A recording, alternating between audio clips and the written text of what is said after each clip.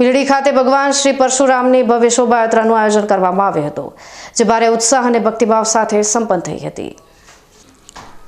શોભાયાત્રા પૂર્વે સમસ્ત ભૂદેવ ભાઈઓ અને વડીલો દ્વારા ભગવાન પરશુરામની પ્રથમ પૂજા અને આરતી કરવામાં આવી હતી। ત્યારબાદ જૂની ભીલડીના શંકર ભગવાનના મંદિરથી શોભાયાત્રાનો પ્રારંભ થયો હતો।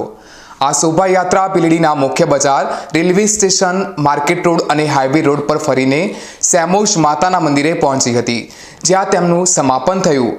સમગ્ર યાત્રા દરમિયાન ભક્તોએ ભગવાન પરશુરામના નારા લગાવ્યા હતા અને બહોળી સંખ્યામાં ભૂદેવ ભાઈઓ આ શોભાયાત્રામાં જોડાયા હતા। ભીલડી પોલીસે આ ભવ્ય આયોજન દરમિયાન ચુસ્ત બંદોબસ્ત પૂરો પાડ્યો હતો। શોભાયાત્રાના અંતે સેમોશ માતાના મંદિરે સમૂહ ભોજન પ્રસાદનું આયોજન કરવામાં આવ્યું હતું, જેમાં મોટી સંખ્યામાં ભક્તોએ ભાગ લીધો હતો।